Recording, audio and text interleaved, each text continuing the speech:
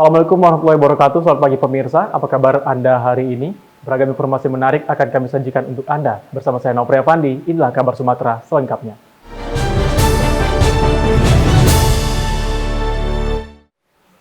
Pemirsa, minggu kedua pemberlakuan pembelajaran tatap muka di Kota Palembang berlangsung lancar. Hal ini dipantau langsung Wali Kota Palembang. Pemberlakuan sekolah tatap muka atau PTM di Kota Palembang seiring telah turunnya level kasus penyebaran COVID-19 dari level 4 ke level 3 selama 2 minggu terakhir dinilai lancar dan tak ada kendala. Hal ini terlihat dari tinjauan yang dilakukan Wali Kota Palembang di Sekolah Dasar Negeri 136 Jalan KH Ahmad Dahlan, Talang Semut. Siswa mengaku dengan PTM mereka dapat lebih mengerti pelajaran dibanding sekolah secara daring. Wali Kota mengatakan setelah 2 minggu melakukan sekolah tatap muka hampir tak ditemukan masalah. Sekolah pun telah menerapkan protokol kesehatan dan pihaknya menargetkan akhir September 100% sekolah di Palembang akan melakukan PTM. Saat ini per hari ini setelah 2 minggu kita melaksanakan sekolah tatap muka kembali, hampir tidak ada masalah. Dan di 136 ini sudah 50% berada di ruangan. Kami lihat tadi masih sangat sesuai kan dilihat dari protokol kesehatan terkait dengan jarak antara anak-anak kita. Dari evaluasi Dinas Pendidikan Kota Palembang, pemberlakuan PTM di Kota Palembang cukup efektif meski jumlah siswa masih terbatas. Di hasil evaluasi seluruh pantauan kami sampai hari ini pembelajaran kita sudah efektif. Walaupun jumlah siswanya terbatas tapi efektif. Tidak ada hambatan dan kesehatan sudah terjaminlah di sini. Belum ada kasus-kasus COVID ataupun apa yang menimpa anak-anak dan guru. Jadi kita bersyukur mudah-mudahan September akhir kita udah 100% semua sekolah. Pemberlakuan sekolah tatap muka di Palembang dilakukan lantaran level PPKM telah dinyatakan turun dari level sebelumnya menjadi level 3. Dari Palembang, Sumatera Selatan, Gandoko Patra, TV One mengabarkan. Di tengah pandemi COVID-19, Wakil Wali Kota Palembang terus membantu warganya yang mengalami kesulitan, terutama dalam hal kesehatan. Kahfi dan anaknya Dimas, warga Sukarami Indah, Kelurahan Kebun Bunga, yang mengalami luka bakar dan kanker tulang dikunjungi Wakil Wali Kota Palembang Fitrianti Agustinda di rumahnya. Selain memberikan bantuan sembako dan uang, Fitri juga membantu membawa kedua bapak dan anak tersebut ke Rumah Sakit Bari untuk mendapatkan perawatan. Meski belum memiliki kartu Indonesia Sehat untuk meringankan mereka, pengurusan kartu tersebut pun dibantu pemerintah Kota Palembang. Wiwit selaku istri dari Bapak Kahfi mengatakan jika kedua keluarganya tersebut belum pernah dibawa ke rumah sakit lantaran tak memiliki biaya. Dirinya sangat berterima kasih atas bantuan dan perhatian yang diberikan Wakil Wali Kota Palembang kepada keluarganya. Sebelumnya sudah pernah dibawa ke belum. Ini baru kali ini ya? Iya. Kenapa Bu? Aku nggak tahu, terus nggak ada kartu KIS juga, nggak ada biaya. Nggak ada biaya ya? Iya, ya terima kasih banyak udah bisa bantu, perhatian. Ya nggak bisa ngomong lagi lah. Ya, tadi kita mendapatkan informasi bahwa ada warga atas nama Dimas dan juga Bapak. Kalau Dimas memang sudah diinformasikan sejak lama, katanya menderita kanker kankernya kanker tulang kalau tidak salah tadi penjelasan Ibu Wiwit. Tapi kalau suami hari Jumat kemarin itu katanya mengalami luka bakar, makanya hari ini tanpa berlama-lama kita langsung bawa semuanya ke Rumah Sakit Bari. Dan tadi sudah mendapatkan informasi bahwa satu keluarga ini memang belum memiliki kartu Indonesia Sehat. Jadi sudah kita informasikan kartu Indonesia Sehatnya segera kita urus sehingga tidak mengalami kendala pada saat pengobatan. Fitrianti Agustinda meminta kepada masyarakat yang belum memiliki kartu Indonesia Sehat agar segera mengurus di kantor kelurahan dan kecamatan setempat agar mendapat jaminan. Dari Palembang, Sumatera Selatan, Gandoko Patra, TV One mengabarkan. Mendapat informasi adanya warga yang mengalami sakit sejak kecil, Wakil Wali Kota Palembang pun langsung menjenguk warganya tersebut di kediaman mereka. Mengetahui adanya warga di Kelurahan Pelaju Darat, Kecamatan Pelaju yang mengalami sakit sejak kecil, lantaran pernah mengalami panas tinggi yang mengakibatkan kelumpuhan. Wakil Wali Kota Palembang Fitrianti Agustinda bersama dinas terkait mengunjungi kediaman warga tersebut, Novita dan Debi. Meski keduanya tinggal di perbatasan Kota Palembang dan Kabupaten Banyuasin, namun mereka telah memiliki kartu Indonesia Sehat atau KIS, sehingga bila mereka akan berobat tak perlu memikirkan biaya lantaran telah ditanggung pemerintah. Wakil Wali Kota meminta kepada seluruh masyarakat Palembang yang belum memiliki Kartu Indonesia Sehat agar mendatangi kecamatan dan kelurahan mendaftarkan diri untuk memiliki kartu KIS agar mereka dan keluarga terlindungi melalui Kartu Indonesia Sehat. Mengunjungi Novita dan Desi, kondisinya memang sejak lahir mengalami masalah ya, lumpuh dan juga ada beberapa persoalan kelainan, sehingga warga-warga yang saya sampaikan tadi betul-betul sangat membutuhkan perhatian dari pemerintah kota. Dan bersyukurnya saya, walaupun memang kondisinya agak jauh, memang di perbatasan wilayah antara Banyuasin dan Kota Palembang, tapi setidaknya masyarakat yang saya kunjungi ini sudah memiliki Kartu Indonesia Sehat. Jadi saya harapkan kepada warga masyarakat yang saat ini sudah memiliki Kartu Indonesia Sehat, jangan lagi ragu-ragu untuk menjalani pengobatan kalau memang ada keluhan, karena semuanya sudah ditanggung oleh pemerintah dan anggaran yang kita kucurkan cukup besar untuk dalam arti membiayai BPJS Kesehatan ini. Sekali lagi kepada seluruh warga Kota Palembang yang saat ini mendengarkan kegiatan ini, tolong datangi kecamatan kelurahan. Kalau memang belum memiliki Kartu Indonesia Sehat, segera daftarkan diri sehingga nantinya bisa terlindungi melalui BPJS Kesehatan. Itu saja. Sebelumnya Fitrianti Agustinda mengunjungi M. Ali yang juga dalam kondisi sakit di rumahnya di Jalan Pintu Besi, Kelurahan Ogan Baru, Kertapati. Dari Palembang, Sumatera Selatan, Gandoko Patra, TV One mengabarkan. Pemirsa, kerap terjadi banjir saat hujan turun akibat banyaknya bangunan di atas saluran air dan penumpukan sampah. Ditindaklanjuti Wakil Wali Kota Palembang dengan meninjau langsung lokasi di Kelurahan Siring Agung, Ilir Barat 1. Banyaknya warga yang mendirikan bangunan di atas saluran air yang membuat aliran air terutama saat debit air meningkat menjadi tidak lancar dan berakibat banjir ke pemukiman warga. Ditinjau langsung Wakil Wali Kota Palembang Fitrianti Agustinda di Kelurahan Siring Agung, Ilir Barat 1. Di kelurahan ini sedikitnya terdapat 5 lokasi banjir bila hujan deras hingga intensitas tinggi. Untuk menanggulangi permasalahan ini, pemerintah Kota Palembang melalui Dinas PUPR dan Dinas Perkintan Kota Palembang menurunkan tim untuk menanggulangi permasalahan banjir tersebut. Wakil Wali Kota meminta warga sekitar untuk musyawarah agar tak ada lagi bangunan yang menutupi saluran air sehingga dinas terkait dapat melakukan normalisasi secara maksimal.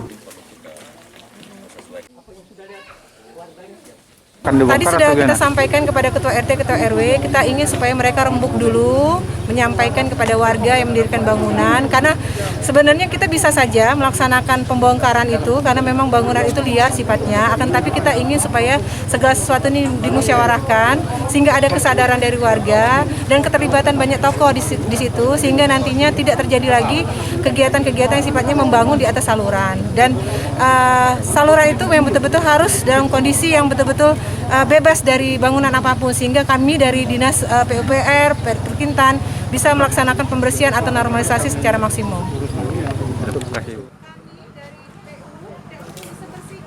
Selain normalisasi yang dilakukan pemerintah, masyarakat diminta untuk melakukan gotong royong dan tidak membuang sampah sembarangan agar aliran air kembali lancar dan tidak berakibat banjir.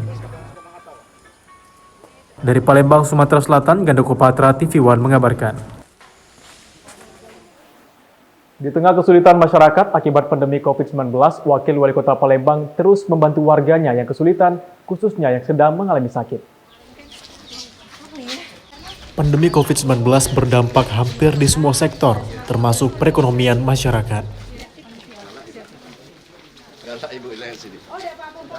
Untuk mengurangi beban masyarakat yang tengah mengalami kesulitan di bidang kesehatan, terlebih di tengah pandemi, Wakil Wali Kota Palembang Fitrianti Agustinda turun langsung mengunjungi warganya. Di tempat ini setidaknya 3 warga yang sedang mengalami sakit dikunjungi Wakil Wali Kota Palembang. Atas nama Hengki kan sudah ada. Kalau memang ada hal-hal yang sifatnya pengen diobatin, Fitrianti Agustinda mengatakan dengan kondisi Kota Palembang saat ini di level 3 PPKM, dengan menurunnya kasus penularan COVID-19 dan jumlah bor di rumah sakit juga sudah menurun, diharapkan masyarakat juga sudah semakin sehat, terlebih saat ini 97% warga Palembang telah memiliki Kartu Indonesia Sehat.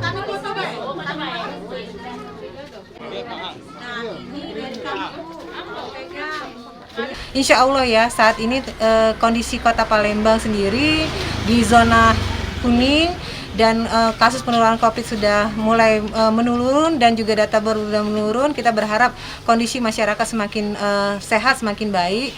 Dan saat ini juga sudah 97% warga yang sudah memiliki kartu Indonesia Sehat. Jadi hampir rata-rata warga yang kita datangi sudah memiliki kartu Indonesia Sehat, dengan harapan kita berharap mereka yang sakit saat ini sudah mendapatkan pelayanan kesehatan sehingga kondisi Kota Palembang terutama warga yang sakit betul-betul bisa kondisinya semakin lebih baik lagi. Usai mengunjungi warga di Kecamatan Jakabaring, Wakil Wali Kota Palembang juga mengunjungi warga yang sakit di Kecamatan Ilir Timur 1. Dari Palembang, Sumatera Selatan, Ganda Kopatra, TV One mengabarkan.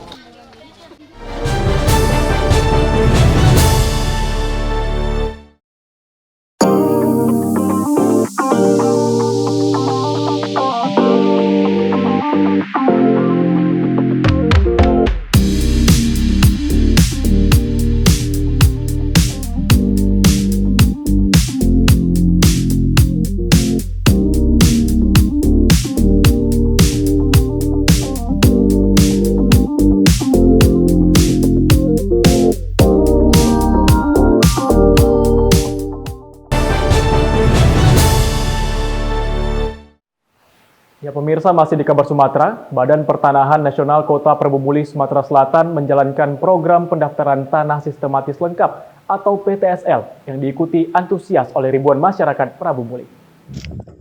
Badan Pertanahan Nasional Kota Prabu Muli, Sumatera Selatan menjalankan program pendaftaran tanah sistematis lengkap atau PTSL yang diikuti antusias ribuan masyarakat Prabu Muli. Seperti yang dirasakan di salah satu desa Gunung Kemala, sebanyak 700 bidang tanah sudah dilakukan pengukuran oleh pihak BPN Kota Prabu Muli dengan melibatkan lurah dan partisipasi masyarakat sekitar di kelurahan maupun desa. PTSL yang dilakukan sejak tahun 2017 pada tahun ini menargetkan sebanyak 11.000 bidang tanah akan mendaftar dalam program PTSL tersebut. 1.000 bidang tanah akan dilakukan pengukuran oleh pihak BPN sendiri, sementara 10.000 bidang akan dilakukan pengukuran oleh pihak ketiga. Untuk menjalankan target dan membantu pendaftaran program PTSL tersebut, BPN Prabu Muli telah membentuk 2 tim adjudikasi dan menetapkan 7 kelurahan dan 1 desa yang akan dilakukan program PTSL. Selain itu, BPN Prabu Muli juga sudah memberikan penyuluhan, pembentukan, pembekalan puldatan, dan saat ini masih dalam proses pengukuran dan penerbitan sertifikat. Kewajiban untuk memberikan kepastian hukum terhadap hak atau bidang tanah yang dimiliki oleh masyarakat tersebut dengan menerbitkan sertifikat. Untuk itu, saya menghimbau kepada masyarakat Kota Prabu Muli yang mempunyai atau memiliki bidang tanah di lokasi 8 tadi untuk supaya datang ke kantor atau ke RT atau ke pihak kelurahan untuk mengajukan permohonan untuk penerbitan PTSL, sertifikat PTSL tadi. Agar lebih mempermudah masyarakat untuk mengikuti program PTSL, BPN Prabu Muli juga sudah menyiapkan pendaftaran online melalui aplikasi Sentuh Tanahku yang memudahkan masyarakat ingin mendaftar tanpa harus datang dan antri ke kantor BPN. Dari Prabu Muli, Sumatera Selatan, Ahmad Yudiansyah, Ingri Erlingka, TV One mengabarkan. Warga Desa Cidomakmur, Kecamatan Kikim Barat mengungkap kasus dugaan ijazah palsu oleh AHA, oknum kades mereka sendiri. Warga meyakini secara fisik kopian ijazah sang oknum kades sangat berbeda dengan ijazah pembanding yang mereka dapatkan untuk pembuktian. Kasus dugaan ijazah palsu di Kabupaten Lahat kembali terungkap. Kali ini warga Desa Cidomakmur, Kecamatan Kikim Barat melaporkan AHA, kades mereka sendiri ke pihak berwajib karena warga meyakini ijazah yang dimiliki sang kades palsu dan digunakan saat pilkades pada 2019 lalu. Secara kasat mata, warga menunjukkan ijazah sang kades dengan ijazah pembanding yang mereka cari sendiri sebagai bukti. Di ijazah sang kades tak terdapat cap jari, selain itu tanggal kelulusan juga berbeda. Menurut warga, mustahil sekolah mengeluarkan ijazah dengan tanggal berbeda dalam 1 tahun yang sama. Warga juga pernah melakukan pembuktian ke lokasi diterbitkannya ijazah paket C itu dan tak ditemukan nama terlapor dalam daftar peserta ujian paket C di PKBM Serelo Lubuk Linggau pada 2017. Kejanggalan lainnya juga terlihat pada bentuk redaksional fisik ijazah. Ijazah pembanding ditulis dengan huruf kapital, sementara ijazah terlapor ditulis dengan huruf sambung. Yakin dengan bukti-bukti yang dikumpulkan, warga kemudian melaporkan temuan mereka ke pihak yang berwajib. Itu menurut mata telanjang saya sangat yakin sekali karena di sana tidak ada cap 3 jari dan juga dari hasil penelitian dari mata telanjang beberapa item yang tidak terpenuhi di sana. Harapan kami masyarakat Desa Sidomakmur yang jelas ingin segera dilakukan tindak lanjut penindakan terhadap pemalsuan ijazah tersebut. Kasus dugaan ijazah palsu ini sudah dilaporkan ke polisi pada tanggal 27 Juli 2021 tentang pelimpahan pelaporan kepada Polres Lahat dan Reskrim tertanggal 28 Juli 2021. Dari Kabupaten Lahat, Sumatera Selatan, Ahmad Didiansyah, TV One mengabarkan. Dalam rangka menjelang peringatan Hari Ulang Tahun Kabupaten Musi Banyuasin yang ke-65, jajaran pemerintah Musi Banyuasin bersama warga dan ratusan anak yatim menggelar doa dan zikir bersama. Bupati Musi Banyuasin Dodi Reza Lesnurdin bersama Wakil Bupati Beni Hernedi melaksanakan doa dan zikir bersama yang dilaksanakan di pendopo Rumah Dinas Bupati dalam rangka menjelang HUT Musi Banyuasin ke-65 yang jatuh pada 28 September 2021 mendatang.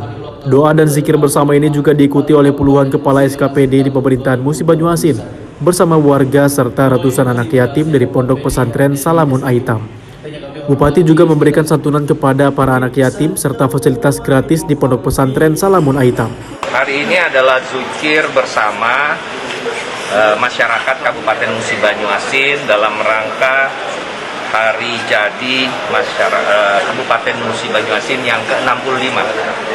Jadi kita di sini mengundang tokoh masyarakat, anak-anak yatim, dan juga mendoakan agar ayahanda kami, mantan Bupati Musi Banyuasin, juga selalu diberikan kesehatan dalam hari-hari ke depan. Karena di Musi Banyuasin kita semua sekarang sedang membangun, dan di hari yang ke-65 tahun ini banyak sekali capaian-capaian yang tentu tidak lepas dari peran serta beliau pada masa yang lalu, dan sekarang kami lanjutkan dengan Pak Beni, Wakil Bupati, untuk menuntaskan janji-janji kami kepada masyarakat sehingga nantinya pada tahun 2022 apa yang kami janjikan bisa insya Allah dituntaskan kepada masyarakat. Untuk itu kami berdoa, bermunajat pada Allah yang Maha Kuasa pada hari ini agar seluruh pekerjaan kami dimudahkan, agar masyarakatnya diberikan keselamatan, agar daerahnya diberikan kesejahteraan, dan bisa sama-sama untuk mencapai hasil yang baik di masa yang akan datang. Doa dan zikir bersama ini dilaksanakan agar masyarakat Musi Banyuasin selalu diberikan kesejahteraan serta keselamatan dari Allah Subhanahu wa taala. Bupati Dodi Reza Lesnurdin juga mengajak para jemaah untuk bersama-sama mendoakan kesehatan Alex Nurdin, mantan Bupati Musi Banyuasin yang merupakan bapak pelopor sekolah gratis dan berobat gratis dari Musi Banyuasin, Sumatera Selatan. Punja Kusuma, TV One mengabarkan. Untuk mempermudah masyarakat Kabupaten Oku Selatan, Sumatera Selatan dalam mengurus pembuatan serta perpanjangan paspor, Kantor Imigrasi Kelas 2 Non-TPI Muara Enim meluncurkan inovasi layanan masyarakat 3-in-1. Kantor Imigrasi Kelas 2 Non-TPI Muara Enim melakukan launching layanan masyarakat 3-in-1 imigrasi manjakan masyarakat atau SIMAMAT di Kabupaten Oku Selatan, Sumatera Selatan. Dengan adanya layanan jemput bola ini diharapkan akan mempermudah bagi masyarakat di wilayah tersebut dalam membuat paspor untuk berpergian ke luar negeri. Layanan pembuatan paspor ini dilaunching pada Selasa 21 September 2021 sekitar pukul 9 waktu Indonesia Barat. Dengan menggandeng pemerintah kabupaten melalui kantor Kesbang Pol setempat, acara launching ini dihadiri dan diresmikan langsung oleh Bupati Oku Selatan Popo Ali Martopo dan unsur Muspida serta tamu undangan lainnya. Dalam kesempatan ini, Bupati Oku Selatan sangat mengapresiasi Kantor Keimigrasian Kelas 2 Non-TPI Muara Enim yang telah membuka layanan di kabupaten tersebut. Alhamdulillah ini luar biasa, artinya Kementerian Hukum dan HAM dalam hal ini Keimigrasian punya inovasi yang luar biasa, membantu masyarakat mendekatkan pelayanan jemput bola. Nah, sehingga wilayah kami Oku Selatan yang jauh dari ibu kota provinsi, kemudian juga berjarak dengan imigrasi yang paling dekat, ke depan sangat mudah. 3-in-1, layanan unggulan SIMAMAT, imigrasi membanjakan masyarakat. Di dalam 3 unggulan ini, pertama inovasi paling jempol, jadi pelayanan paspor keliling jemput bola. Yang kedua, imigrasi ranger, artinya imigrasi menggandeng PT Pos untuk terlibat di dalam proses kegiatan pembuatan paspor. Yang ketiga adalah inovasi IKM pintar, artinya kami sangat terbuka terhadap masyarakat yang telah dilayani untuk memberikan feedback. Dari Oku Selatan, Sumatera Selatan, Andi Salani, TV One mengabarkan. Pemirsa, bertempat di pendopo rumah dinas Bupati Tebo, TNI Manunggal Membangun Desa atau TMMD yang ke-112 Kodim 0416 Bungo Tebo telah resmi dibuka.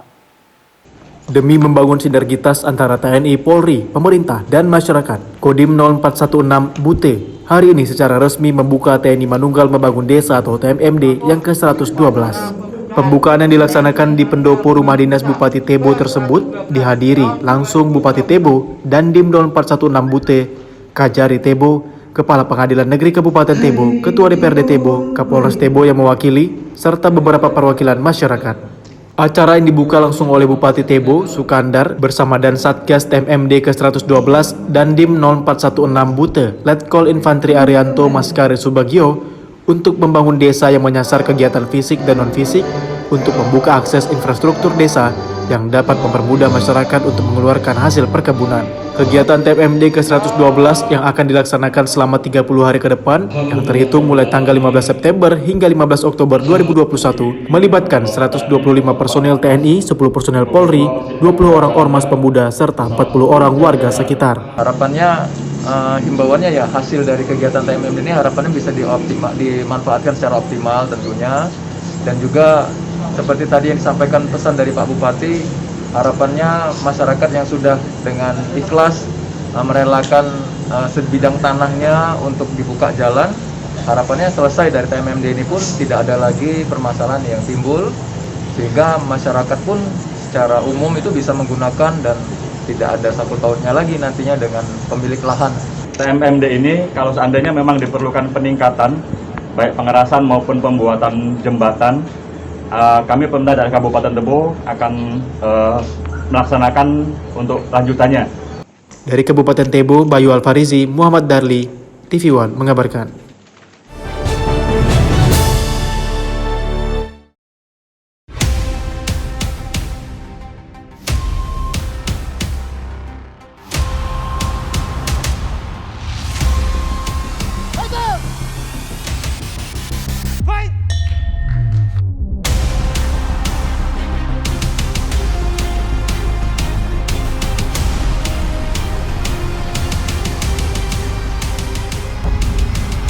One Drive MMA, Sabtu jam 10 malam di TV One.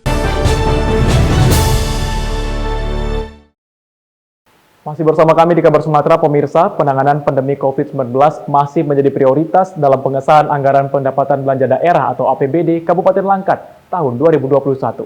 Anggaran tersebut mencapai 2,3 triliun rupiah. Hal tersebut terungkap saat Bupati Langkat terbit rencana perangin-angin menyampaikan jawaban usai pengesahan perubahan APBD tahun anggaran 2021 sebesar 2,3 triliun menjadi peraturan daerah Kabupaten Langkat dalam rapat paripurna DPRD Langkat yang dipimpin Ketua DPRD Langkat Sri Bana Perangin-angin. Dalam pidatonya, Bupati Langkat terbit rencana perangin-angin mengatakan saran dan rekomendasi Badan Anggaran dan fraksi-fraksi DPRD Langkat merupakan masukan yang cukup berarti dalam penyempurnaan perencanaan dan teknis pelaksanaan program kerja yang ada di Kabupaten Langkat. Ia pun menyampaikan bahwa perubahan PAPBD tahun 2021 disebabkan adanya perkembangan yang tak sesuai dengan asumsi kebijakan umum anggaran, terutama dana alokasi umum dan dana alokasi khusus yang belum dianggarkan pada APBD tahun anggaran 2021. Saldo anggaran lebih dari anggaran tahun 2020 yang harus digunakan dalam tahun anggaran berjalan yang diprioritaskan untuk pembangunan infrastruktur dan kesehatan dalam penanganan dampak pandemi COVID-19. Lalu ucapan terima kasih juga saya sampaikan kepada para ketua fraksi, ketua komisi, serta anggota komisi, badan musyawarah, badan anggaran legislatif, serta lembaga tertentu yang telah berkenan menyampaikan pandangan umumnya.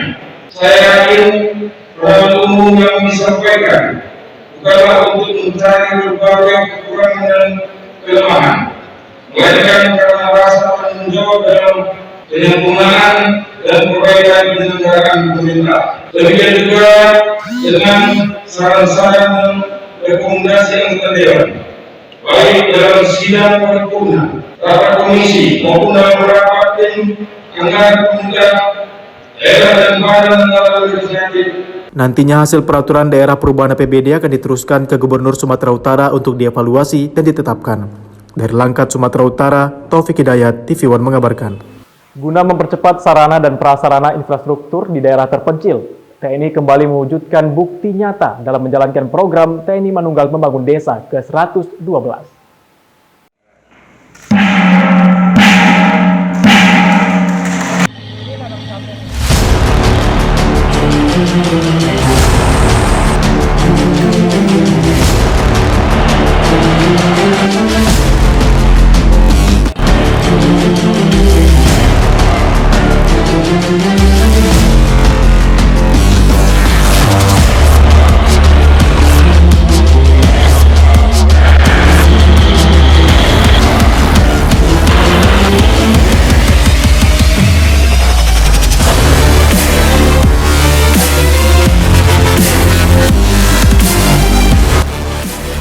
Program TNI Manunggal Membangun Desa atau TMMD ke-112 Kodim 0206 Dairi bertemakan Sinergi Membangun Negeri.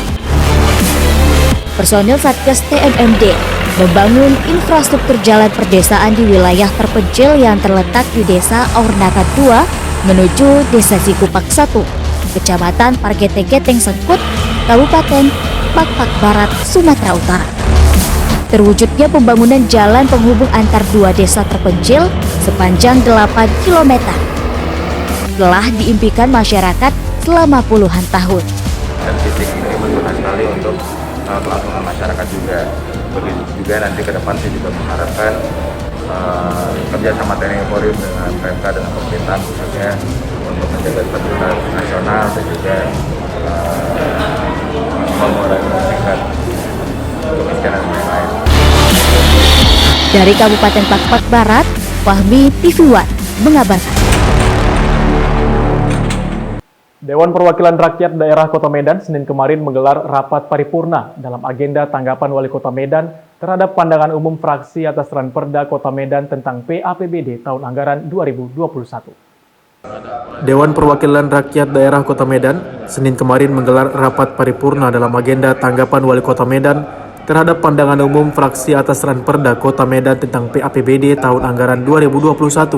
Paripurna ini dipimpin Ketua DPRD Kota Medan Hashim dan dihadiri Wakil Ketua Iwan Ritonga, Rajudin Sagala, dan Bahrum Syah, serta seluruh anggota DPRD Kota Medan baik hadir secara langsung maupun virtual. Dalam nota pengantar Wali Kota Medan, diwakili Wakil Wali Kota Medan Aulia Rahman menyebutkan bahwa setelah mendengar dan memperhatikan substansi pandangan umum yang telah disampaikan, Pemko Medan menggarisbawahi ada beberapa yang dianggap bersifat strategis untuk ditindaklanjuti pada rancangan perubahan APBD tahun anggaran 2021. Pemko Medan menyadari belum seluruh kebijakan pendapatan belanja dan pembiayaan daerah dapat dirumuskan dalam Ranperda tentang perubahan APBD tahun 2021 sesuai keinginan para fraksi-fraksi DPRD Kota Medan. Sementara Wakil Ketua DPRD Kota Medan, Bahrum Syah, berharap Pemko Medan segera menyelesaikan masalah infrastruktur pembangunan jembatan Titi Cicanang.